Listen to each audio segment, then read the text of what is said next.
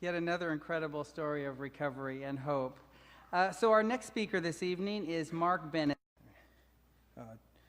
Thanks, Jim, and good evening, everyone. I came to the Ryan Center homeless and pretty beaten up by life. All that I had left fit in a green duffel bag. My life at the time was plagued by various forms of mental and emotional illness, including addiction. It was a place where distinguishing between the true and the false was no more possible than differentiating between my needs and reality, which at that time was not possible at all. I had a deeply rooted feeling of paranoia and depression that pervaded most of my waking thoughts. I truly believed that death was around the corner. Even though my feelings and thoughts at the time were completely baseless, they were real to me. To cope, I drank and consumed anything that would numb my mind. During this time, most of my actions were merely just different shades of self-destruction. To be honest, before becoming homeless, there were times where I placed myself in risky situations just so I could die. By the time I became homeless, my dad placed a no-contact order on me. Almost everyone I knew thought I was insane, and I dropped out of high school, and I wasn't present in my son's life. I was only living to drink and feel remorse, the shame of not being present for my son, of being a chronic alcoholic, and of being an overall belligerent synergized my insanity. So, how is it that I'm alive, full of health, and living freely in both the spiritual and literal sense? Some people will tell you that self-will and hard work triumphs over all, but for me, this does not suffice. I never knew how to take care of my emotions. I never knew how to live in a functional way. What I was doing out on the streets was all that I ever knew. I needed help, outside help, to work on my insides. This is where places like Youth Care, YMCA, Catholic Community Services, and TRIO come in.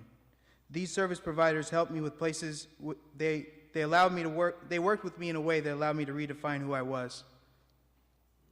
People at these centers believed in and nurtured me right out of the living hell that I forced myself into. That's why these service providers that offered hope and direction seemed like an oasis in the desert. These people like Johnny Oda, Abby Reichley, Casey Anauer, Cecilia Oxford, Kaylee Kawada, and many others taught me accountability and honesty. With their help, I let go of the past. I avoided old friends. I took suggestions from others and changed nearly everything about myself. They suggested that I seek out counseling as well as 12-step recovery programs. I would ask these people difficult questions about sex, race, identity, among other things. They would listen to me and support me as I worked through these challenging questions. In a more formal setting, I participated in the program at the YMCA that gave me a place to stay while I worked towards healthy living. Counseling, 12-step programs, and help from these service providers allowed me to work through the trauma of my past. Although difficult, this process helped me shed all the toxicity that I grew up with. No more standing in the shadows of those I perceived as strong, because I was free. I cannot articulate adequately what these service providers have done for me. They caught me as I began to fall through the very last cracks that one could slip through. Because of my hard work and the help and support, my life is fundamentally different. I'm no longer homeless, and I'm cleaning up my past. I'm a grateful single parent, a hardworking student, and a respected community member. And today I seek health. Without these services, my life would be full of pain and addiction. But today I'm on a different footing. I'm finding my passions. Just recently, I graduated from Seattle Central Community College with an AS in physics and mathematics.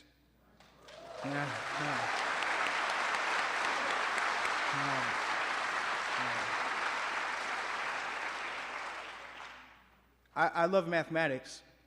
And I had no idea that I would love mathematics before I came. That wasn't something that I was thinking. Well, the school was so impressed with me and all that I've done on campus that I was chosen to be the speaker for commencement. Yeah, so,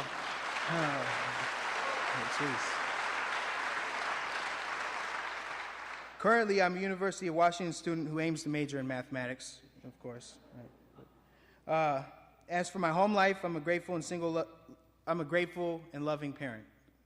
My son Elijah has a dad that is present and striving to model healthy behavior. We play, we study, and we grow together daily. I've learned that I must continually seek help from others with respect to parenting or really any of life's challenges, because seeking healthy living is what gives me freedom today. Looking back, I'm baffled at where I've come from and where I am now. I mean, how does this kind of growth occur in a scenario that's laden with strife, insanity, and complete despair? And just recently, my mom died on October 28th. I only bring that up because, I get to be sad today, and I don't have to let it take me out. I don't have to numb my feelings anymore, and I get to remember a beautiful, loving mother, and I get to be grateful that I was a good son to her before she passed away. And what this process has given me was a means to survive in the midst of tragic events, and I didn't have that before I went through this process. So the life I have now may have originated from hard work, but I couldn't have done it by myself. And I had to get it from the services here in King County. So these services here in King County have a very important place in our society. It's one that has an impact that nothing else can compare to. Furthermore, the people in these fields are just as critical. They believe and support people who've lost all hope. It seems that sometimes just someone's belief in you can make life all the more easier. As the old African proverb says, it takes a village to raise a child. So thank you for letting me speak today.